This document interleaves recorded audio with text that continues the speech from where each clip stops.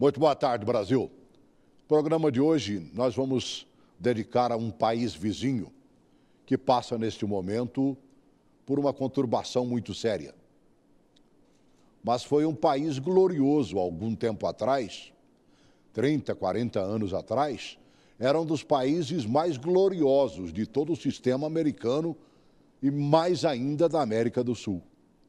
Nós vamos falar um pouquinho da Venezuela, que a mídia coloca que está vivendo um verdadeiro caos, da riqueza esplendorosa, de uma vida das mais dinâmicas e maravilhosas, passa por um momento conturbado. E para tratar deste assunto, falar da nossa Venezuela, convidei um velho companheiro, jornalista amigo, Beto Almeida, que é diretor da Telesur, que mexe exatamente com o panorama da América do Sul, que visualiza, inclusive, a Venezuela, que passa por esse problema seríssimo, onde milita já há muito tempo. E aqui em Brasília, não vou deixar de registrar, é diretor também da TV Comunitária de Brasília, que, na verdade, o nome certo é lindíssimo, TV Cidade Livre. Beto Almeida, bom te ver, querido. Celso, que prazer estar aqui de novo com você. Você sempre aí no caminho do jornalismo que abre espaço para a controvérsia, para a pluralidade das ideias. É isso que nós precisamos para uma verdadeira democracia informativa. Muito obrigado e parabéns. Aliás, você consegue fazer isso através da TV comunitária, né? Você retransmite pela TV, com a TV Cidade Livre, eu gosto do nome, viu? TV Cidade Livre. Cidade Livre.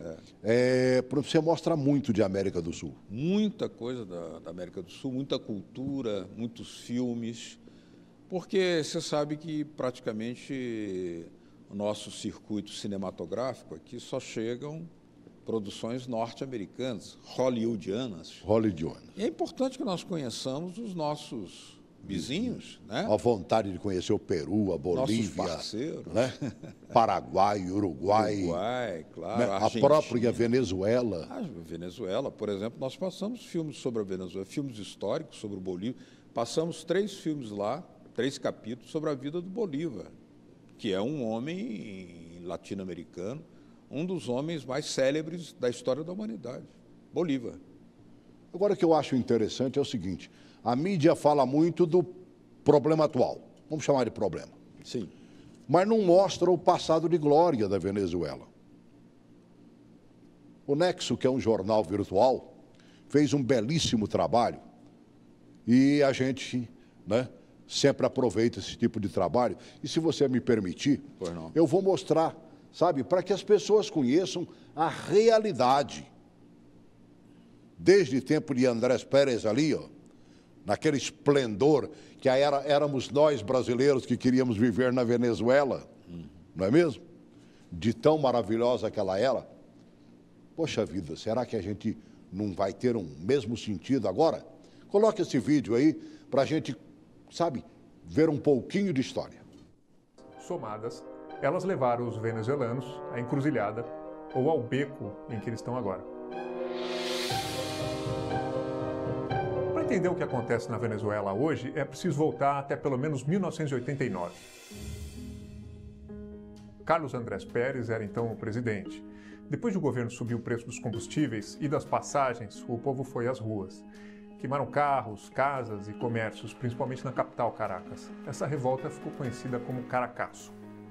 Aquele já era um tempo de partidos e de políticos desprestigiados. O país afundava em casos de corrupção e o presidente Pérez, que tocava uma série de reformas liberais, recorreu aos militares para se proteger. A repressão ao Caracaço foi brutal. Deixou entre 300 e 3 mil mortos. Como muita gente foi jogada em vala comum, o número certo ninguém nunca vai saber. A sociedade rachou e as Forças Armadas racharam também. Um grupo de militares de esquerda achou a repressão aos manifestantes descabida e, com apoio popular, foi para cima do governo. Em fevereiro de 1992, veio a primeira tentativa de golpe contra Pérez. Entre os envolvidos estava um paraquedista do exército chamado Hugo Chávez Frias. As forças leais ao presidente Pérez reagiram. Chávez acabou preso, mas a história dele não acabou aí. Em novembro de 1992, os companheiros de Chávez tentaram um novo golpe. De novo, falharam. A coisa foi grande, as duas rebeliões deixaram mais de 300 mortos na Venezuela. O que o Exército não fez à força, a Justiça fez com um processo de impeachment. E em 1993, Pérez caiu. A eleição seguinte, naquele mesmo ano, 93, foi vencida por Rafael Caldeira. Ele indultou os golpistas. Chávez saiu da cadeia e 5 anos depois, em 1998, venceu sua primeira eleição para presidente com 56% dos votos. 2 termos são chave para entender os governos de Chávez. O primeiro é chavismo e o segundo, o bolivarianismo. O chavismo se converteu num culto à personalidade carismática do novo presidente e também no apoio a uma agenda econômica estatizante, centralizadora, batizada pelo próprio Chávez de socialismo do século XXI. Já o bolivarianismo era o pano de fundo. A expressão veio do nome de Simão Bolívar, que liderou a luta contra a colonização espanhola no século XIX. Chávez se pôs como um herdeiro de Bolívar, capturando para si uma figura forte no imaginário popular. Em 1999, um ano depois de eleito, Chávez convocou um referendo nacional. O povo foi às urnas e aprovou uma profunda mudança na Constituição. O parlamento foi transformado numa instância unicameral. Caiu a estrutura de Câmara e de Senado, como é no Brasil. No lugar, surgiu uma Assembleia Nacional única. Sob a nova Constituição, Chávez concorreu de novo e venceu de novo no ano 2000, com margem ainda maior que da primeira vez, 59%. Além da presidência, ele conquistou também ampla maioria na nova Assembleia.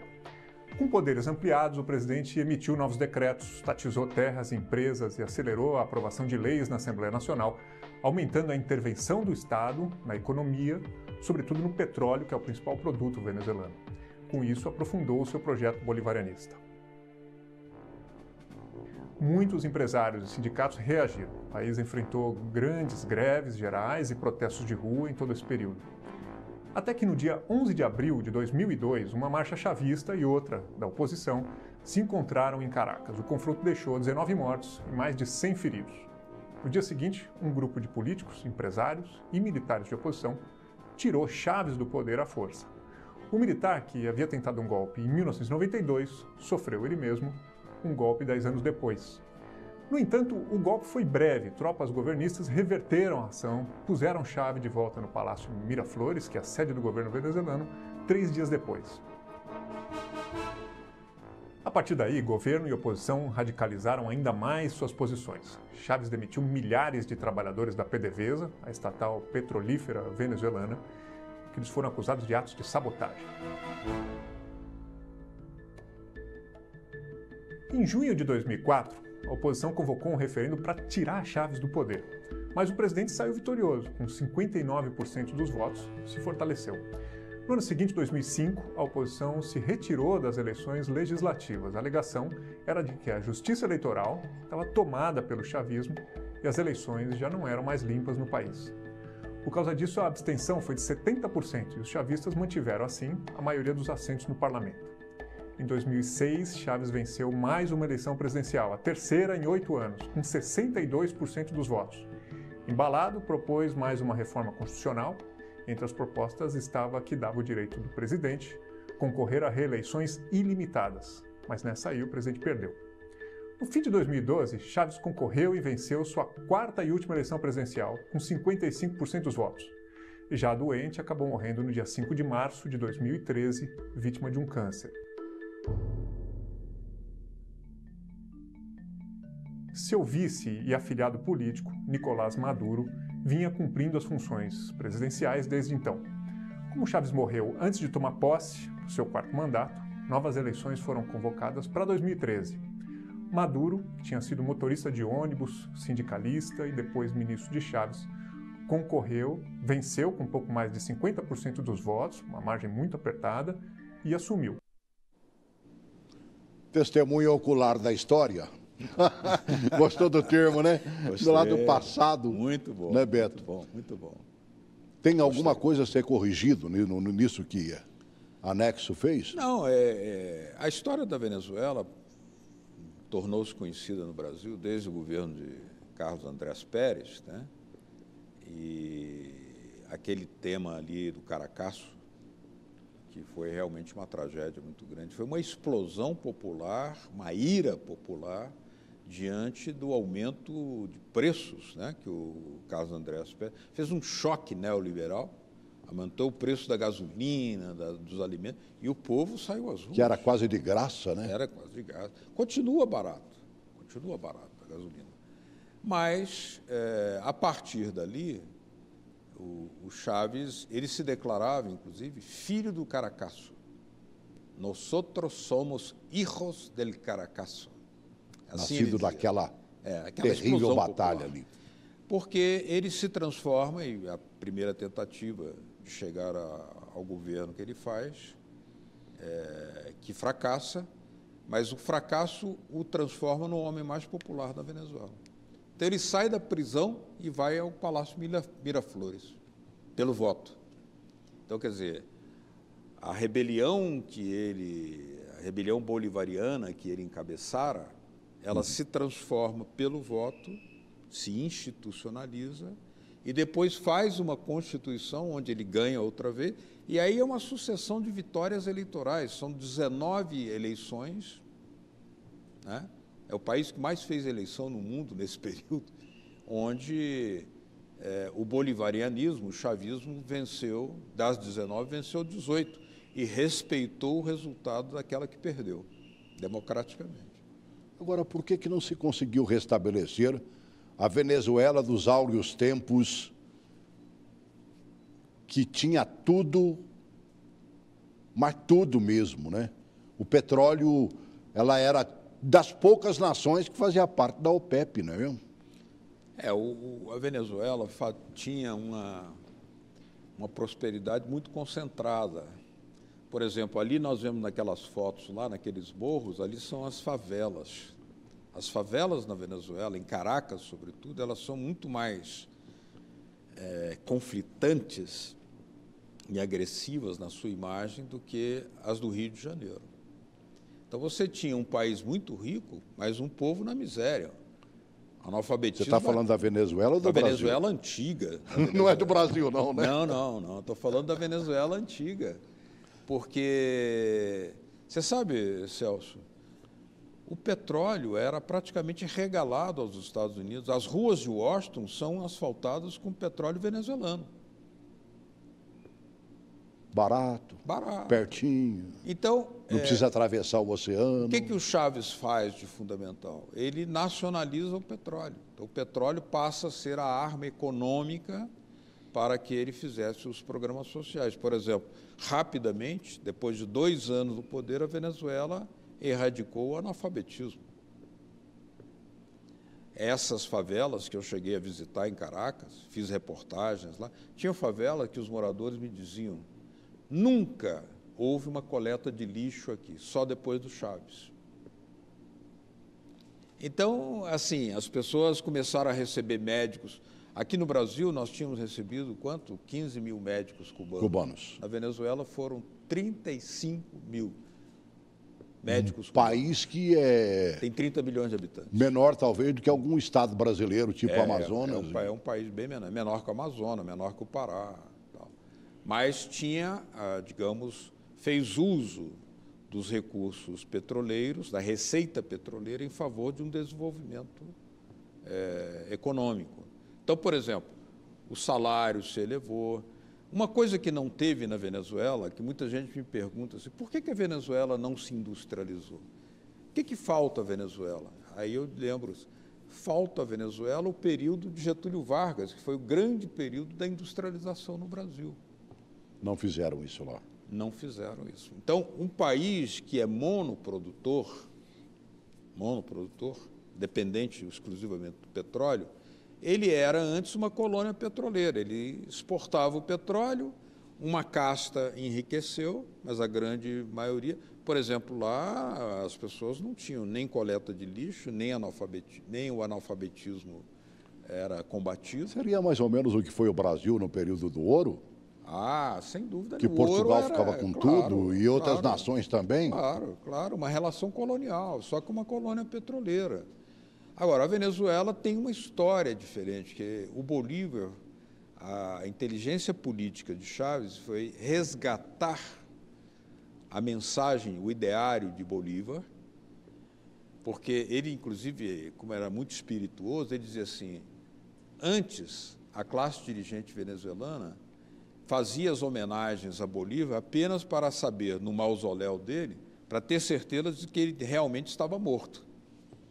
Nós retiramos, dizia ele, o Bolívar do mausoléu para fazê-lo caminhar pelas ruas com ideias claras, em favor de uma educação para todos, de uma mensagem anticolonial. O Bolívar era contra a colonização espanhola. Aí o Chaves botou e atualizou o Bolívar para uma mensagem contra a colonização norte-americana, que é quem controlava o petróleo. Quando ele nacionaliza o petróleo, ele vira o grande inimigo dos Estados Unidos. Foi aí o grande tropeço, Foi aí então? o grande problema, porque os Estados Unidos querem que a Venezuela privatize o seu petróleo, e a Venezuela não privatiza o seu petróleo. Aí que está o problema. Você imagina, Celso, se nós tivéssemos aqui no Brasil hoje o controle, o bloqueio dos recursos financeiros, como os recursos financeiros da PDVSA, que é a estatal venezuelana, estão concentrados, controlados e bloqueados nos bancos norte-americanos. Então, a Venezuela, que não se desenvolveu, se nós não pudéssemos comprar trigo no Brasil, nós compramos muito trigo, Sim. nós teríamos problema de falta de pão. Na Venezuela está tendo isso porque há o bloqueio dos recursos financeiros. Já pensou se os hermanos aqui, argentinos, né, bloqueassem a entrega de trigo para nós aqui? Imagine isso, por exemplo. Né? Se bloqueassem, por exemplo, a importação que o Brasil faz de insumos fármacos. Isso está acontecendo na Venezuela. Estão dizendo assim, está faltando insulina na Venezuela. Mas por quê? A gente tem que entender por que está faltando insulina na Venezuela. Se o país tem receita para comprar, por que está faltando? Está faltando porque houve um bloqueio das contas. Sabe quantos bilhões? 33 bilhões de dólares da PDVSA estão bloqueados em bancos norte-americanos hoje. Mas troca de quê que fizeram isso, hein? Para obrigar a Venezuela a ceder e a privatizar o seu petróleo. E a Venezuela resiste com patriotismo, né? Resiste. Aí inventaram, aí é o problema midiático. Você sabe que quando uma ideia é posta, né, na mídia e ela se propaga, ela precisa ser esclarecida, porque senão você... O meu propósito é esse. Eu, quando te convidei para vir aqui, Claro. que o Beto conhece a história da Venezuela e a vida do venezuelano Claro, de perto. Claro, né? claro. Por exemplo, a questão, por que a Venezuela, que tem uma receita enorme, né, da venda de petróleo que faz, agora está vendendo mais para a China, está vendendo para a Índia, porque os Estados... Inclusive, a Venezuela continua a vender para os Estados Unidos, hein? Apesar de uma declaração do Trump contra a Venezuela, fazendo uma espécie de bloqueio, sim, reconhecendo um presidente que não foi eleito pelo voto, porque o Maduro foi eleito pelo voto. Sim. Pode não gostar ou não, teve uma eleição e ele foi eleito. Claro.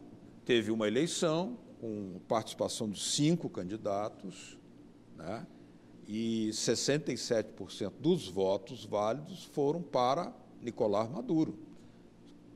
Pode-se não gostar dele, mas essa é uma realidade. E o Juan Guaidó não foi eleito. Ele é um deputado eleito numa eleição parlamentar e se autoproclama. Imagine se alguém aqui se proclame presidente, cria um tumulto. Presidente e aí vem do Congresso Nacional, presidente da Câmara, ou do Senado. Você imagina um deputado qualquer dizer, não, eu agora vou ser presidente do Brasil, eu não gosto do atual presidente, quero ser eu o presidente, me declaro tal presidente. Aí vem os Estados Unidos, eu reconheço ele. Cria um tumulto, cria um problema. A Venezuela está sendo alvo disso porque tem petróleo. Celso, se ela não tivesse petróleo, olha, ninguém ia se lembrar da Venezuela hoje. Íamos fazer turismo lá, como fazemos nos países vizinhos aqui, na ilha, né? Ilha de Margarita, que é lindíssima, né? E muita gente de Manaus vai de carro. É pertinho. Né? Vai até lá, o Caribe, lá pega o ferry boat e vai até a Ilha de Margarita. É uma praia linda, muito bonita, um clima muito bonito. Né? Agora, a Venezuela, a Organização Mundial de Saúde reconheceu que a Venezuela derrubou o índice de mortalidade infantil nesse período, que a ditadura de Maduro. Bom, mas a ditadura de Maduro foi eleito pelo voto. Foi eleito pelo voto. Também se dizia que antes que o ex-presidente João Goulart queria fazer uma ditadura. Aí o tema até voltou à baila agora, né, sobre o que é ditadura, o que não é ditadura e tal. Estão tentando pescar alguma coisa para mostrar o tamanho do peixe, né? Então. Agora, o grande problema lá é que é muito fácil você controlar a economia de um país que é monodependente do petróleo. Então, quer dizer, a Venezuela não tem uma economia agrícola, como nós temos aqui, desenvolvida, inclusive, durante o período militar, que você sabe muito bem, nós acompanhamos naquela época, que foi no governo Geisel que se criou a Embrapa e transformou o Brasil no maior produtor de alimentos. Quem está perdendo... Você não pode tirar esse mérito dele jamais. Não se pode tirar esse mérito. Não se pode tirar esse mérito. Pode-se não gostar... Do militarismo em si. Do ciclo, digamos, militar, mas esse mérito eles têm. A Telebrás eles criaram. O milagre brasileiro aconteceu nesse período. Né? A SEMI, você lembra, Celso? Central de Medicamentos. Meu Deus. Distribuiu 302 tipos de remédios gratuitamente no Brasil. Uma empresa estatal. Quem fez tudo para destruir a SEMI? As multinacionais farmacêuticas, porque a SEMI competia. Isso é da época do governo militar. Agora, quem está perdendo, eu queria, inclusive, raciocinar aqui e pensar junto com os seus telespectadores, quem está perdendo com essa linha de hostilidade, aliás, não compartida pelos militares que estão dentro do atual governo. Eles não querem nenhuma guerra contra a Venezuela. Seríamos malucos se quiséssemos, né, mano velho? Pois é. Agora, bem que temos militares pé no chão nesse país. São muito mais racionais. Eles dizem, nós queremos uma boa convivência com os militares venezuelanos. A população de Roraima se queixa do prejuízo com o fechamento da fronteira, porque os venezuelanos compram muito no Brasil. O poder aquisitivo cresceu muito lá durante esse período. E Pacaraima... Nos bons tempos, eu visitei Roraima, fiquei lá mais de uma semana, e o que você encontrava de venezuelano por lá era impressionante, né? Impressionante. E tratados muitíssimo bem, porque todos chegavam bem arraigados. Né? Inclusive, os brasileiros iam à Venezuela para comprar gasolina. Lembra? Sim. Baratíssimo. Ó, super barato. Você enche o tanque lá e volta e consome aqui. Vale a pena, né? Então, quem está sendo prejudicado... Fizeram uma graça, inclusive, botaram uma bomba na divisa lá agora, mesmo com ela fechada. Pois é. Que nós não conseguiríamos sobreviver sem a gasolina deles. É verdade. Então, nós temos aí, ir além dessa cobertura. Você aqui permite um aprofundamento da informação, não é? Porque quando você diz assim, será que de repente se escolheu fazer um desabastecimento ou o desabastecimento na Venezuela é provocado? Percebe? Porque se você retira, esconde os gêneros alimentícios, medicamentos para vender no mercado negro, não é que estejam faltando, é porque foi provocado. Bom que você tenha dito isso. Eu vi um outro vídeo interessante que mostra exatamente o que falam, né? Da glória ao caos, da grandiosíssima riqueza a uma profunda pobreza. E a gente fica sem entender, sabe? E evidentemente, preocupadíssimo com os irmãos que lá vivem, né? Olha, eu vi algumas imagens de crianças que fizeram vídeos por lá que eu, sinceramente, pelo horário que nós estamos aqui, que é esse começo de tarde, eu, sinceramente, não tive coragem, Beto, de colocar esse tipo de imagem. No entanto, um pouquinho dessa história eu acho que é interessante a gente ver, até para, às vezes, desmistificar a história. Coloque esse segundo vídeo aí, por favor. A Venezuela já foi o segundo país mais rico das Américas. A maior reserva de petróleo do mundo garantia à nação uma estabilidade econômica que contrastava com os vizinhos nas décadas passadas. Enquanto o Brasil sofria com a hiperinflação nos anos 90, a Venezuela vivia o seu período de ouro. Mas tudo mudou na segunda metade da gestão do presidente Hugo Chávez. As duas quedas vertiginosas no valor do barril em junho de 2008 e principalmente em janeiro de 2016 foram um duro golpe na política monetária baseada quase que 100% na commodity. Chávez morreu em março de 2013 depois de ter vencido o 4º mandato consecutivo. Seu sucessor foi o então vice Nicolás Maduro, que está no poder desde então. Sem o mesmo carisma e habilidade política, Maduro conduziu a Venezuela aos piores anos da sua história desde a independência do país em 1811. Desde 2015, a população sente os efeitos da crise. Produtos básicos começaram a desaparecer das prateleiras e o desemprego disparou na mesma velocidade que a violência. A falta de perspectiva ainda levou a uma migração em massa que supera a dos países em guerra. A projeção da economia é assustadora. O FMI acredita que a inflação em 2019 chega a incríveis 10 milhões por cento. Você derrete completamente o poder de compra de todas as classes sociais, principalmente da classe média e da classe baixa, que não tem condições de ter um salário compatível com o tamanho dessa inflação. Isso significa também que a moeda venezuelana também não tem poder nenhum, não tem valor nenhum em relação ao mercado internacional. O produto interno bruto despencou 52% entre 2013 e 2018. A medida mais efetiva do presidente foi cortar 8 zeros da moeda em 2 planos econômicos em uma década. A manobra foi necessária porque itens da cesta básica passaram a custar dezenas de milhões de bolívares. 10 milhões por cento, Beto? Olha, existe tudo isso como resultado de uma agressão feita, né, Celso? Porque você não desabastece porque quer um país. Se você proíbe a importação, se você controla os créditos, se você controla os lucros que a PDVSA tem nos Estados Unidos, que a PDVSA, que é a petroleira lá, tem 5 refinarias nos Estados Unidos, que lucram barbaridade. E esses lucros não podem ser remetidos porque Donald Trump mandou congelar nos bancos norte-americanos. Então, isso causou um prejuízo. São 33 bilhões de dólares que a Venezuela hoje tem congelados em bancos norte-americanos. Então, isso precisa ser dito, porque senão parece que a crise caiu do céu, brotou. Não, as coisas têm causa e efeito. Nós plantamos isso, né? Não é assim. E a outra coisa que precisa ser dita é que a Organização Mundial da Saúde, a própria ONU, né?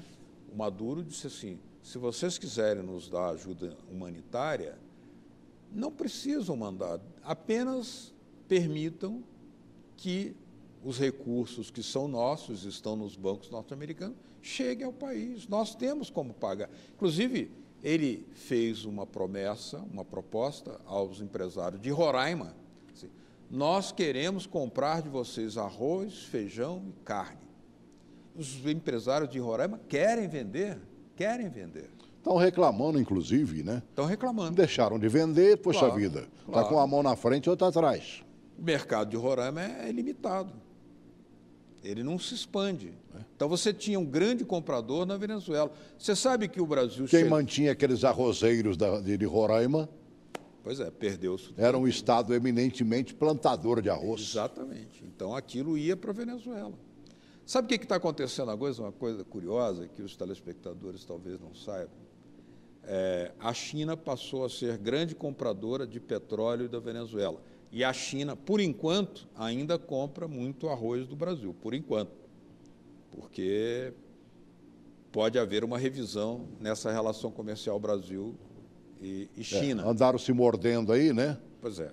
E a primeira mordida foi de cá para lá. Foi de cá para lá, é verdade. Engraçado é que o Trump, que queria fazer guerra comercial com a China, agora está namorando a China de novo. E nós é que estamos entrando pelo cano aqui. Foi falou embarcada do Trump. Agora, veja bem, o Brasil vende arroz para a China. O que a China está fazendo? Como a China compra petróleo da Venezuela e compra arroz do Brasil, ela paga o petróleo que compra da Venezuela com arroz do Brasil, mandando entregar o arroz brasileiro na Venezuela. Aí os plantadores de arroz do Rio Grande do Sul estão olhando e dizem, mas eu podia fazer diretamente esse negócio, era muito melhor. Para que intermediário, se era bom para os dois lados, né? Exatamente. Então, o Brasil saiu perdendo, porque a Venezuela é um grande comprador do Brasil, de frango, de arroz, de cereais, né, de toda a natureza. O Brasil é um grande de soja. Ninguém mostra isso, né? De soja. Não mostram isso. Então, aí que está. Você quer fazer uma discussão ideológica, aí você esconde. Essa é a verdadeira ideologia, ou seja, vamos condenar o Maduro, vamos tentar derrubar o governo, bloqueando os créditos, financiamento, e vamos fazer uma guerra midiática contra a Venezuela. Será que só na Venezuela tem gente buscando comida no lixo, Celso? Aqui no Brasil não tem, não? Vai nessas... Lá onde o vento faz a curva, eu te mostro.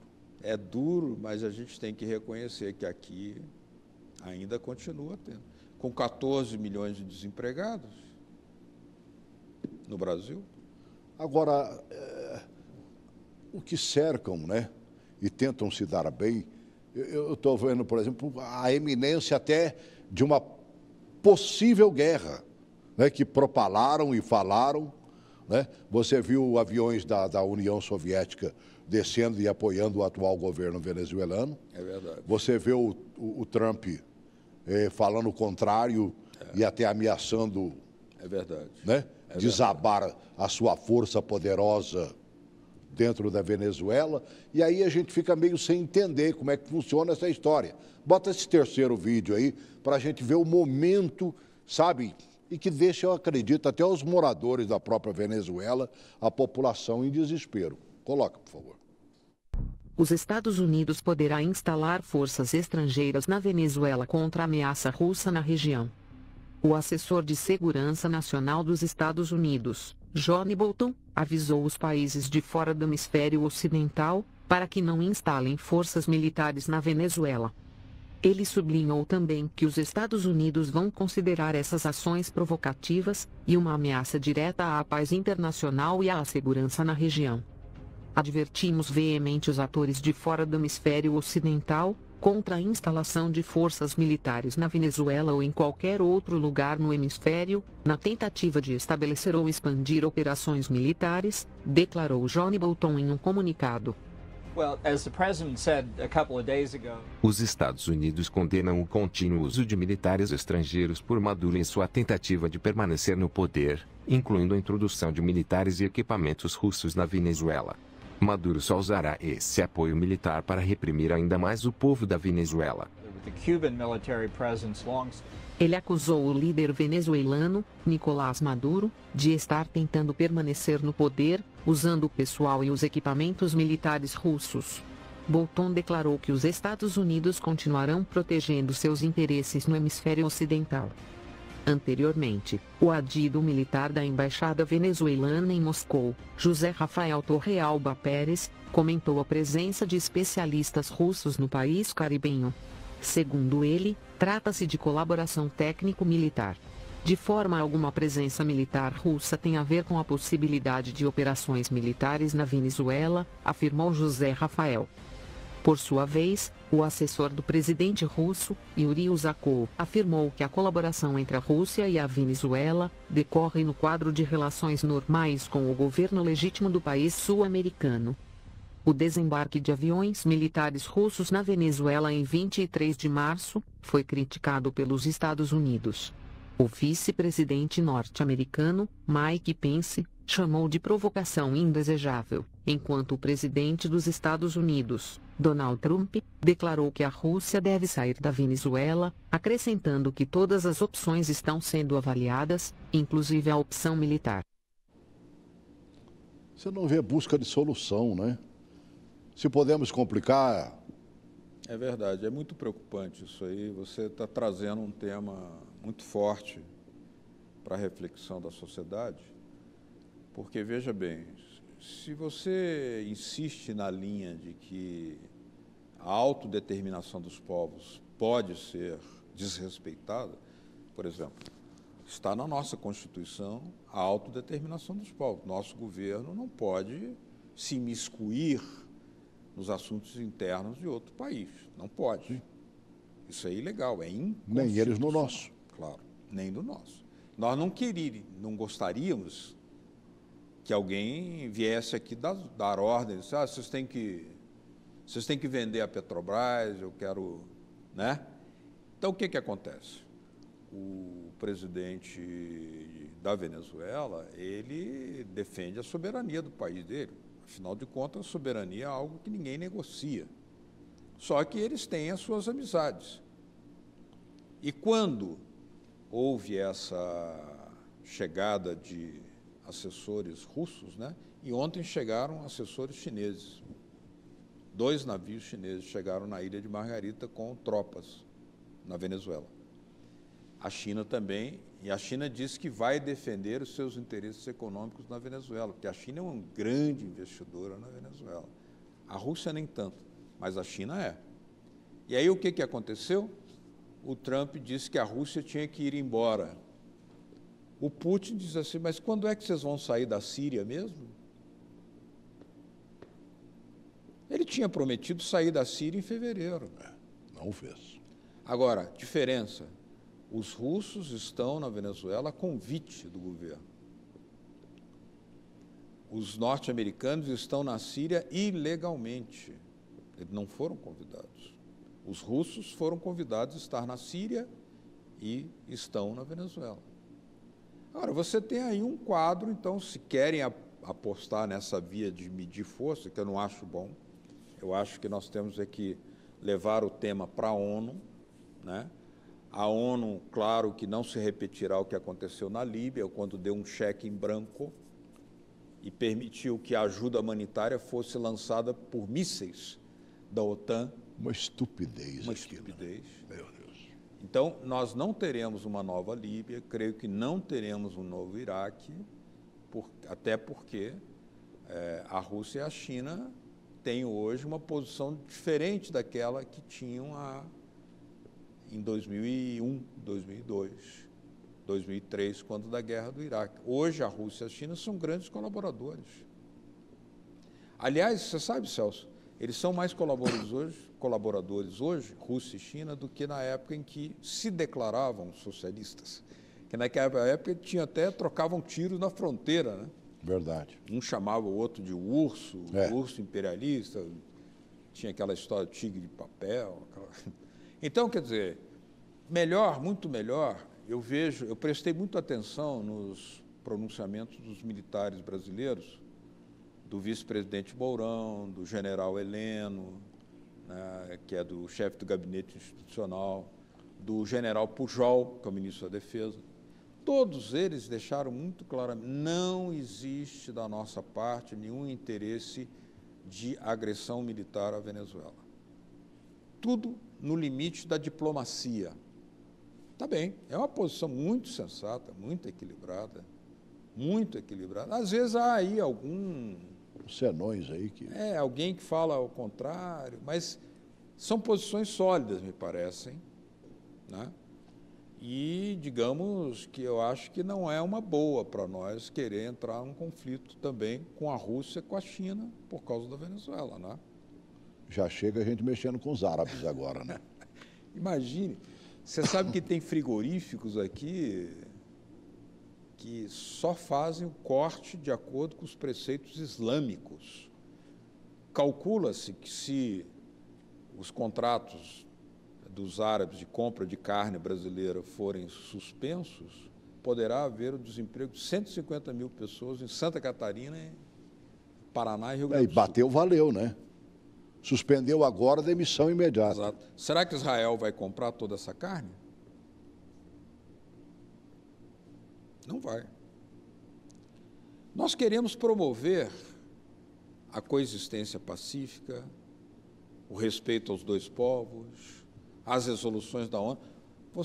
Nós temos tempo de estrada no jornalismo, e eu me lembro muito bem quando o general Geisel era presidente, ele falando em abertura lenta, gradual, segura, e ele passou a defender na ONU, né, causas que até então o Brasil não defendia.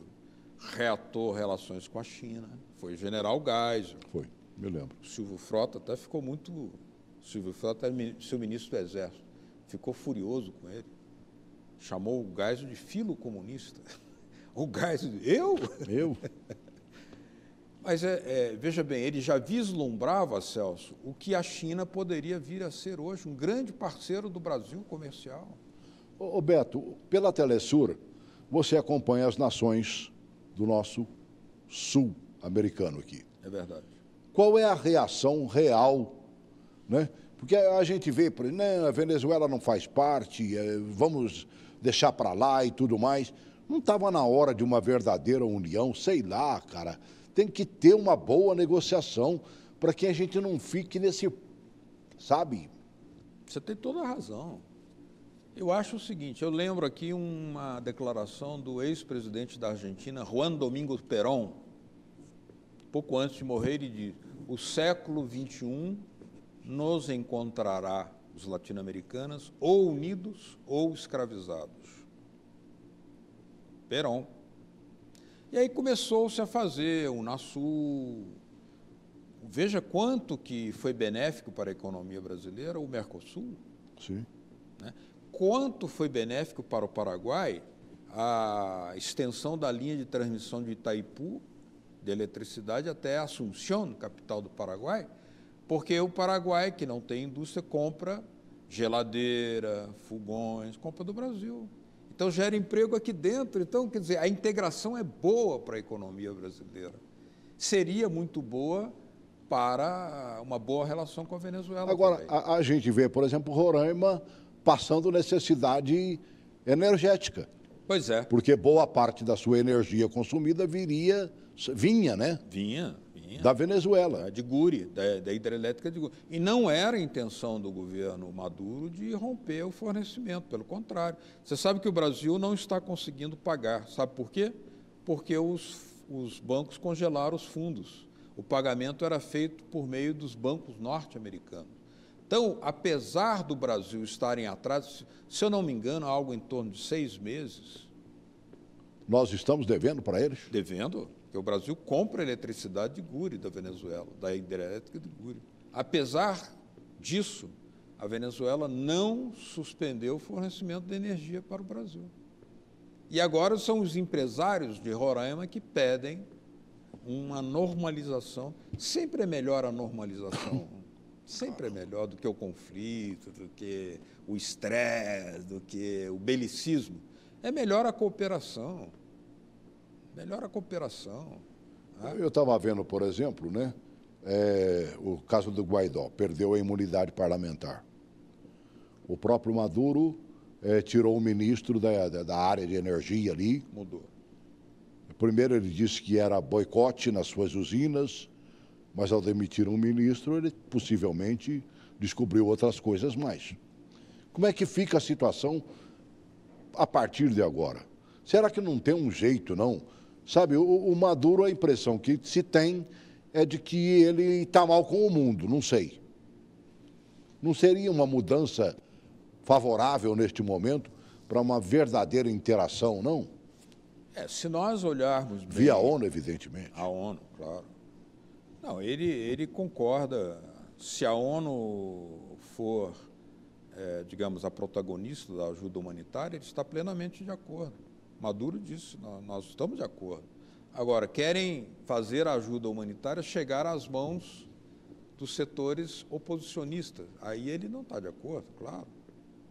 Imaginem, nenhum país aceitaria isso. Nenhum país que zele por sua cidadania, por sua soberania. Agora, no caso lá, existe um mandato em andamento. Houve uma eleição.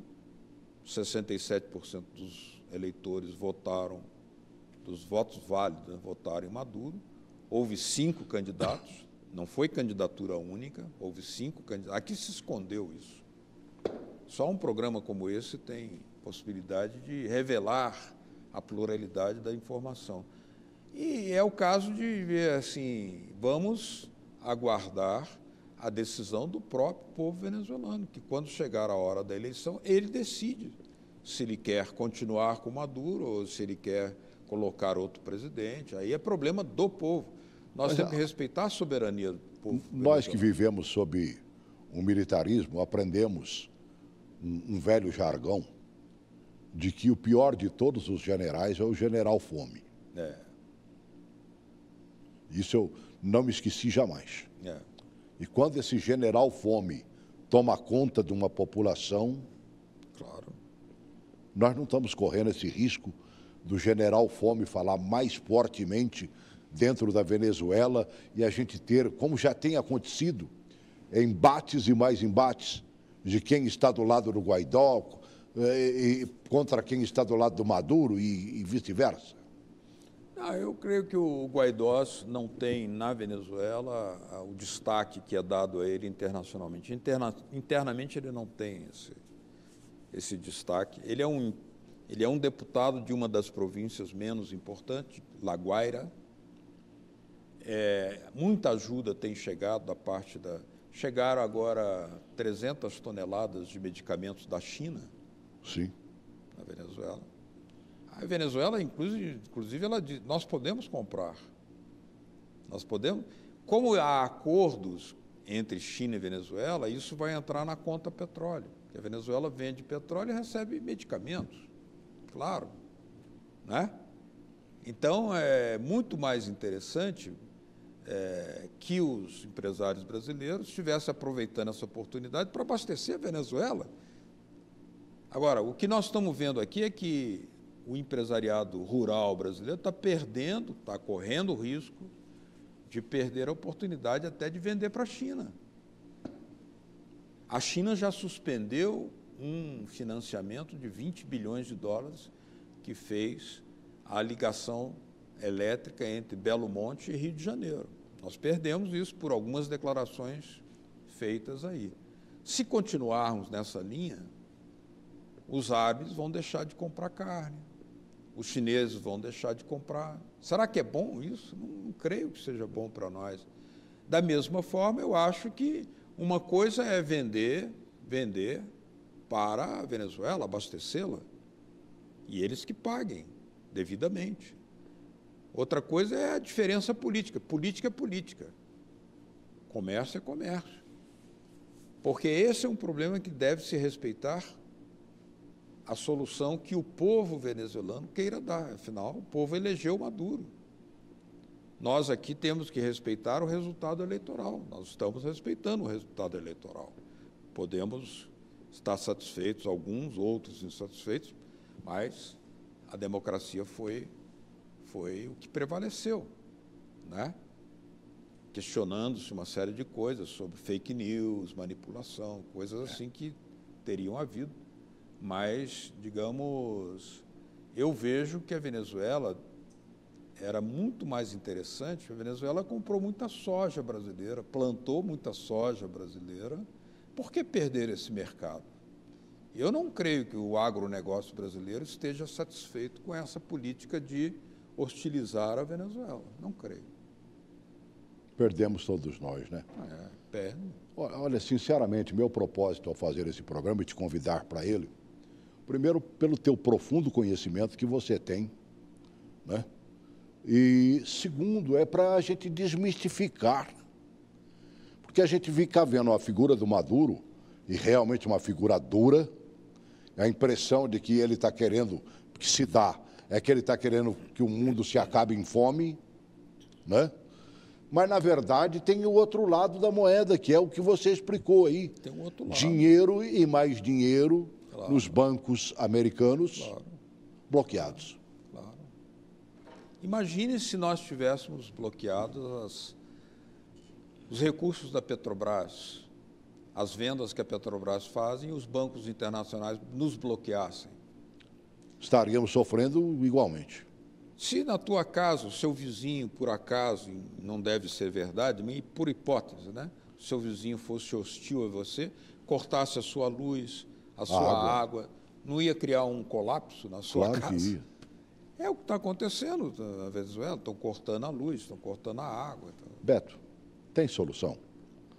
Ou será que aquele povo vai continuar sendo atingido por tudo isso aí? Acho que tem solução, eu acho que tem uma solução democrática, acho que a saída não é... Não está faltando muito a ONU nessa história, não? A ONU deveria estar mais presente, a Michelle Bachelet, que é observadora, foi convidada pelo presidente Maduro a ir à Venezuela, fazer um relatório de direitos humanos, porque Assim, por exemplo, estão faltando alguns insumos alimentícios. Sabe que na Venezuela 85% do ensino, da educação é gratuito, né? Público e gratuito. Bons tempos nossos. Isso não é dito, hein? E a escola integral, como o Brizola quis aqui fazer, fez no Rio de Janeiro, né? Foi. O menino chegava de manhã, almoçava e ia para casa com banho tomado no final da tarde. Ele gosta E alimentado, né, mano, velho? Darcy Ribeiro. É verdade. Saudoso Darcy Ribeiro. Então, a saída é o povo da Venezuela encontrar uma saída pacífica, uma saída pelo voto, uma saída pelo respeito às leis e à Constituição da Venezuela. É nisso que eu aposto, como quero que as leis e a Constituição brasileira sejam respeitadas. E que todas sejam respeitadas. Todos. Bom te ver. Prazer Obrigado foi todo meu. Muito obrigado. Sabe, trazer realmente, como diria lá na minha terra, a verdade verdadeira. Porque tem muita coisa acontecendo atrás disso, né? E a gente não chega a entender.